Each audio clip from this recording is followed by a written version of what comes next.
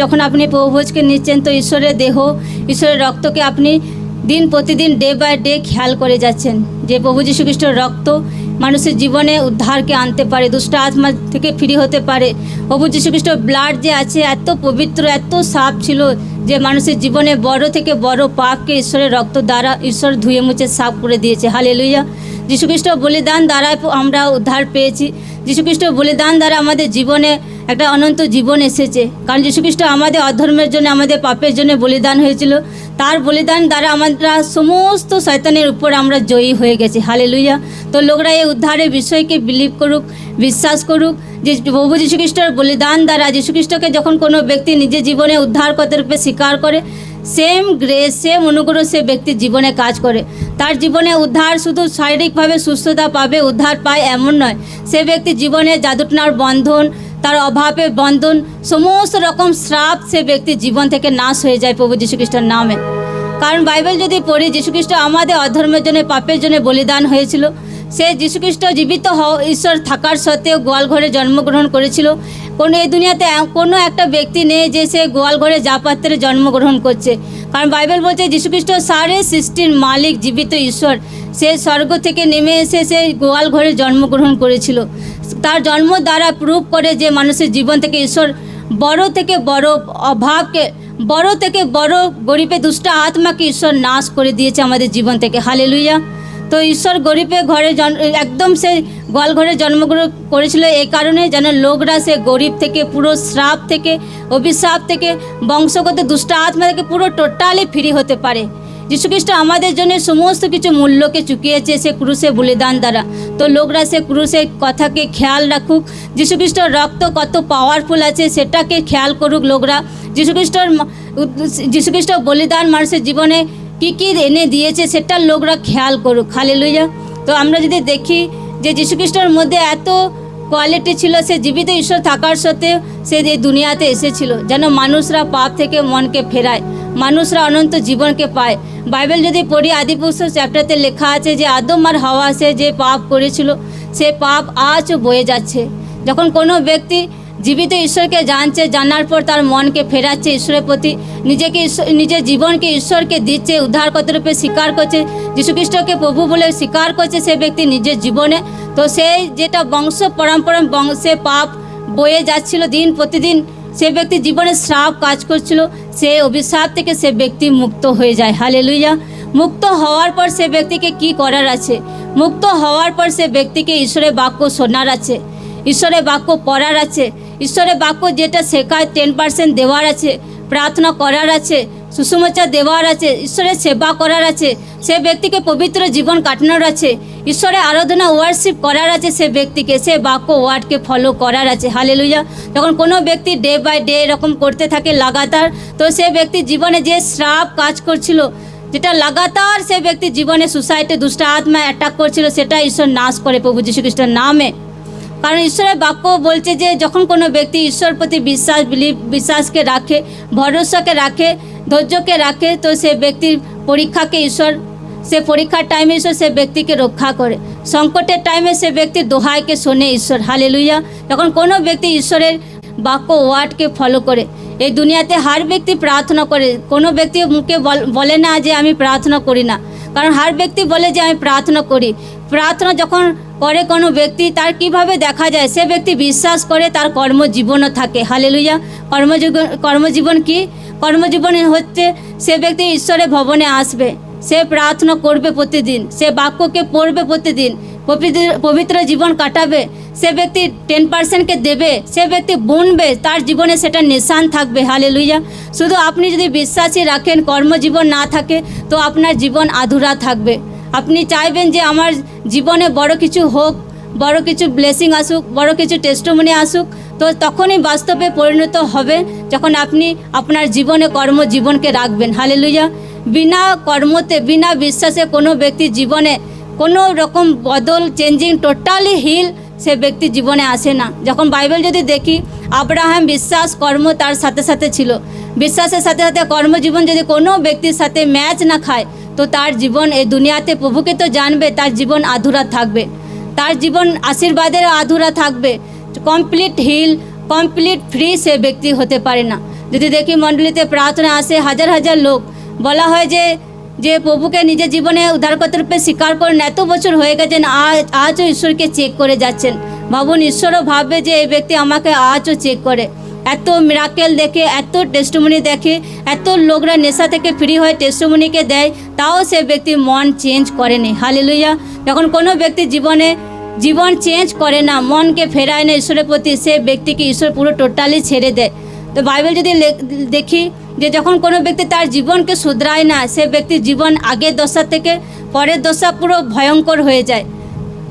কোনো ব্যক্তি জীবনে সুযোগ আছে যে মনকে ফিরিয়ে ঈশ্বরের বাক্য ওয়ার্ডকে ফলো করে ঈশ্বরের ব্লেসিংকে নিয়ে নিজের জীবনে পরিবারের চারো দিশাতে একটা স্বর্গীয় বালা জীবনকে কাটাতে পারে এই দুনিয়াতে, যখন কোনো ব্যক্তি ঈশ্বরের প্রতি মনকে ফেরায়। যদি বাইবেল যদি পড়ি, যখন যীশুখ্রিস্ট পিতর এরা যখন সুসমাচার দিত, তো বলতো যে তোমরা পাপ থেকে মনকে ফেরাও।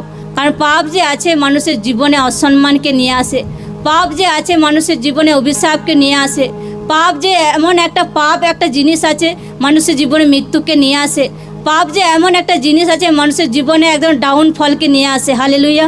এই জন্য যদি দেখি বাইবেলে ঈশ্বরের দাসদেরকে দেখি, তো তারা যখন সুসমাচার প্রিচ করতো, প্রচার করতো, তারা একটা কথায় বারবার বলতো পিতর যে তোমরা পাপ থেকে মনকে ফেরাও, তোমরা পাপ থেকে মনকে ফেরাও। কারণ যদি কোনো ব্যক্তি ঈশ্বরের প্রতি মন না ফেরায়, তো তার জীবনে অভিশাপ চারো দিশাতে কাজ করে। সে ব্যক্তি যে একা যে শরীর খারাপ হচ্ছে এমন নয়, সে ব্যক্তির সাথে তার পরিবার, তার বাচ্চা, তার ফ্যামিলি অনেকজন জুড়ে থাকে, তার সাথে সাথে তার ব্যবসা, তার চাকরি, তার হাতের কাজ, তার ব্যাংক ব্যালেন্স, তার চাষবাস, সমস্ত কিছু জুড়ে থাকে। সেই বিষয়ে অভিশাপ কাজ করে যখন কোনো ব্যক্তি ঈশ্বরের বাক্য ওয়ার্ডকে ফলো করে না, ঈশ্বরের প্রতি মনকে ফেরায় না। হালেলুয়া। কারণ ঈশ্বর আমাদেরকে দেখতে চায় যেন পবিত্র নিষ্কলঙ্ক এই দুনিয়াতে আমরা জীবনকে কাটাতে পারি। এই দুনিয়াতে কোনো ব্যক্তি নেই যে সে পবিত্র সাচ্চা আছে।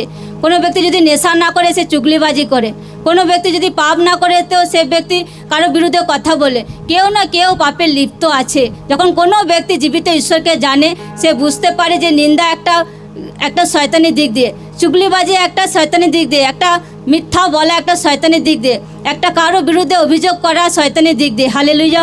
সে ব্যক্তি সেটাকে শুধরায়, ঈশ্বরের প্রতি মনকে ফেরায়, নেশাকে ত্যাগ করে, ব্যভিচারকে ত্যাগ করে, ঈশ্বরের বাক্য যেটা শোনে সে অনুসারে সে জীবনকে কাটায়, তো সে ব্যক্তির জীবনে স্বর্গীয় বলা আশীর্বাদ এই দুনিয়াতে আসছে। প্রভু যীশু খ্রিস্টের নামে চাই, সকলে বলুক আমেন। জোর से तारीफ होगी ঈশ্বরের নামে।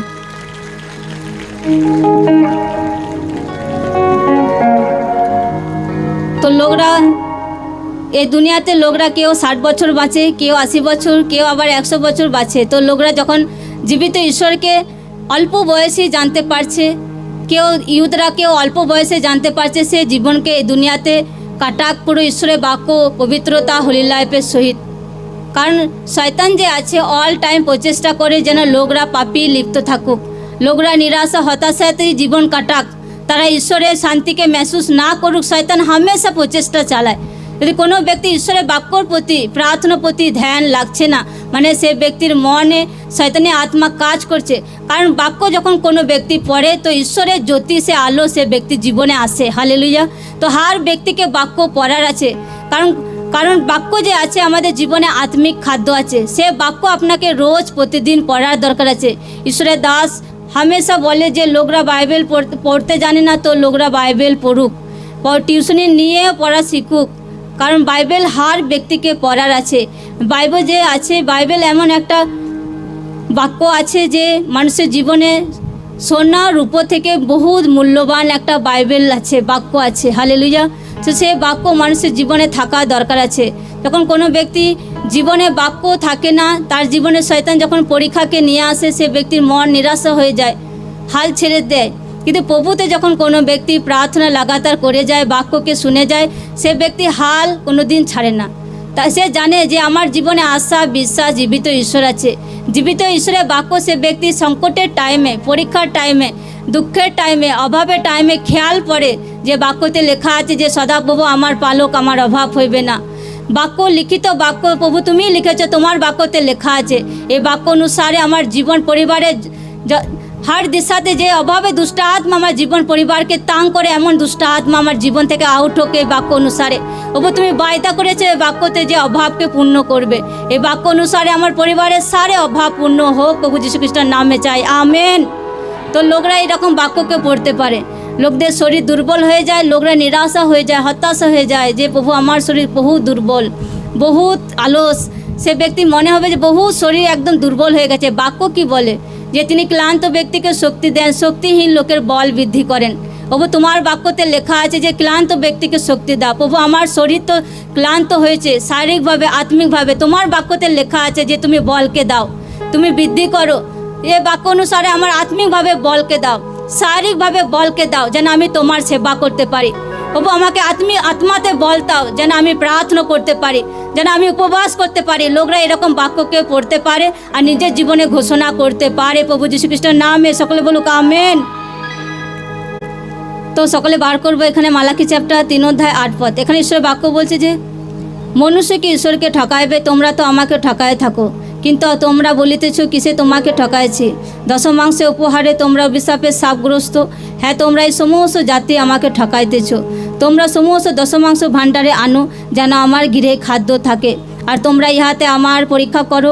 ইহা বাহিনীগণের সদাপ্রভু কহেন, আমি আকাশে দ্বার সকল মুক্ত করিয়া তোমাদের প্রতি অপরিমের আশীর্বাদ বর্ষণ করি কিনা। আর আমি তোমাদের নিমিত্ত গ্রাসকে ভর্ষণা করিব, সে তোমাদের ভূমির ফল বিনষ্ট করিবে না, এবং ক্ষেত্রে তোমাদের দাখালতার ফল অকালে ঝরিবে না। ইহা বাহিনীগণের সদাপ্রভু কহেন। সকলে বলুক আমেন। এখানে ঈশ্বরের বাক্য যদি পড়ি, যে এখানে ঈশ্বরের বাক্যতে লেখা আছে ইসরায়েল লোকদেরকে ঈশ্বর বলছিল যে মনুষ্য যে আছে যে ঈশ্বরকে ঠকায়। সেই টাইমে যদি দেখি ইসরায়েল লোকরা ঈশ্বরকে বহুত পরিমাণে ঠকাতো। কারণ আজকের দিনে লোকরা ঈশ্বরকে ঠকায় কিভাবে? যখন কোনো ব্যক্তি ঈশ্বরের রাজ্যে 10% দশমাংশ যেটা ঈশ্বরের, তা ঈশ্বরকে দেয় না। বাইবেল বলছে যখন কোনো ব্যক্তি ঈশ্বরকে দেয় না, সে ঈশ্বরের ঘর থেকে চুরি করে, ঈশ্বরকে ঠকায়, তো সে ব্যক্তি জীবনে তার চারো দিশাতে অভিশাপ বন্ধন কাজ করে। লোকরা এত বাক্য শোনে, এত প্রার্থনা বিষয় শোনে, এত ঈশ্বরের দাস দ্বারা বাক্য বিষয় শোনে, তাও লোকরা 10%কে দেয় না। তাও লোকরা বলে যে 10% মানে কি? লোকদেরকে এত কম বুদ্ধি হলে হবে না, লোকদেরকে আত্মিক বুদ্ধিমান হতে হবে। যে ঈশ্বরের বাক্য যে শুনলাম, সে বাক্য অনুসারে কি আমি প্রার্থনা করছি? ঈশ্বরের বাক্য যে শুনলাম, আমার জীবনকে আমি শুধরাচ্ছি? ঈশ্বরের বাক্য যে শুনলাম, আমি কি ঈশ্বরের জন্যে কোনো দিন বীজকে বুনেছি? ঈশ্বরের বাক্য যে শুনলাম, আমি কি 10% লাগাতার দিয়ে আসি আমার ইনকামে? তো লোকদের আত্মিক বুদ্ধি রাখতে হবে। যখন লোকরা এইগুলো করে না, পরে যখন ব্লেসিং আসে না, তো লোকরা ঈশ্বরের প্রতি দোষারোপ করে, ঈশ্বরের প্রতি কুরকুর করে, ঈশ্বরের প্রতি অভিযোগ করে। কারণ আপনার জীবনে যেটা কর্ম, আপনার জীবনে যেটা ডিউটি, সেটা আপনি করেননি ঠিক করে। এজন্য আপনার জীবনে ফল, সে আশীর্বাদ আসছে না। কারণ ঈশ্বর হার ব্যক্তিকে দেখতে চায় যেন সে ব্যক্তির জীবনে ফল থাকে। এই জন্য বাইবেলে বাক্য লেখা আছে যে কেউ 30 গুণ, কেউ 60 গুণ, কেউ 100 গুণ ফলকে আনে। কারণ বাক্য হারে ব্যক্তি শোনে। কম ব্যক্তি আছে ঈশ্বরের বাক্যকে সঠিকভাবে নিজের জীবনে অ্যাপ্লাই করে আর সে বাক্য অনুসারে জীবনকে কাটায়। হালেলুয়া। যদি দেখি যারা বাক্যকে শোনে, বীজকে বোনে, 10%কে দেয়, প্রার্থনা করে, উপবাস করে, তো সে ব্যক্তির জীবনে চারো দিশাতে বন্ধন ভেঙে চূর্ণ নাশ হয়ে যায় প্রভু যীশু খ্রিস্টের নামে। কারণ একটা ব্যক্তি যে আছে, যখন কোনো ব্যক্তি ঈশ্বরের জন্য মন খুলে যায়, দেওয়াতে হোক, প্রার্থনাতে হোক, বোনাতে হোক, তার কোনো দিশাতে দুষ্ট আত্মা কোনো বিষয়ে কাজ করতে পারে না। বাইবেল যদি পড়ি যে কর্নেলিয় দান আর প্রার্থনা করাওয়ালা ব্যক্তি ছিল। বাইবেল যদি পড়ি আব্রাহামের কাহিনী যদি দেখি, আব্রাহামও দেওয়াওয়ালা ব্যক্তি ছিল। তো লোকদের বিবেক, হার ব্যক্তির বিবেক জানে সে ঈশ্বরের জন্যে বুনে কি না, সে ঈশ্বরের ধার্মিকতাকে স্থাপিত করার জন্য প্রার্থনা করে কি না, সে ঈশ্বরের ভবনে আসে কি না, সে উপবাস করে কি না। হার ব্যক্তির হৃদয় সে নিজে নিজে চেক করলে বুঝতে পারে যে তার কি কমজোরিতা আছে। হালেলুয়া। সে ব্যক্তিকে তার কমজোরিতা ছাড়ার আছে। যতদিন না কোনো ব্যক্তি তার কমজোরিতাকে ছাড়ে না, সে প্রভুতে আগে বাড়তে পারে না। কারণ সেই কমজোরিতা মানুষের জীবনে একটা বাধা হয়ে থাকে।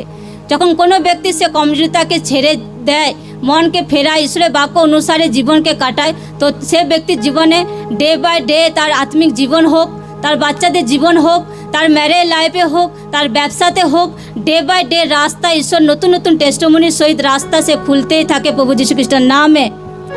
যদি দেখি বাইবেল যদি দেখি, যত ঈশ্বরের দাসরা ছিল, যত ঈশ্বরের জনরা ছিল, তারা যত ঈশ্বরের জন্য মনকে খুলেছে, ঈশ্বরকে খুঁজেছে, বুনেছে, ঈশ্বরের জন্য করেছে, তো সে ব্যক্তিদের জীবন যদি দেখি, এত ব্লেসিংয়ে ভরপুর জীবন ছিল আব্রাহামের, এত ব্লেসিংয়ে ভরপুর জীবন ছিল কর্নেলীয়র পরিবারে। সে কর্নেলীয় বোনা, ঈশ্বরকে খোঁজা, ঈশ্বরের কাছে প্রার্থনা করা, ঈশ্বরের বাক্যকে শোনা, তো তার পরিবারে উদ্ধারকে আনতে পেরেছিল। হালেলুয়া। তো আপনাকে ঈশ্বর আপনার পরিবারে প্রথম মনোনীত করছে। আপনি আপনার জন্য, নিজের জন্য আপনি কি করছেন? আপনি কি নিজে প্রার্থনা করেন?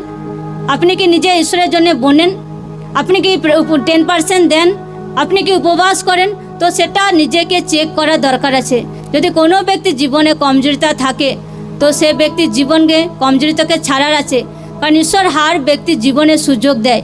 একটা পাপী ব্যক্তির জীবনে ঈশ্বর সুযোগ দেয়, একটা ধার্মিক ব্যক্তির জীবনে ঈশ্বর সুযোগ দেয়। কিন্তু পাপী ব্যক্তি পাপ থেকে মনকে ফিরিয়ে ঈশ্বরকে নিজের জীবনে স্বীকার করে আগে বাড়ার দরকার আছে। একটা ধার্মিক ব্যক্তি যে ঈশ্বরকে উদ্ধারকর্তা রূপে স্বীকার করেছে, তারপরে তাকে পবিত্র জীবন কাটিয়ে ঈশ্বরের বাক্য যেটা শুনছে সে অনুসারে জীবন কাটানোর আছে। হালেলুয়া। তো জোরসে তারিফ হোক ঈশ্বরের নামে।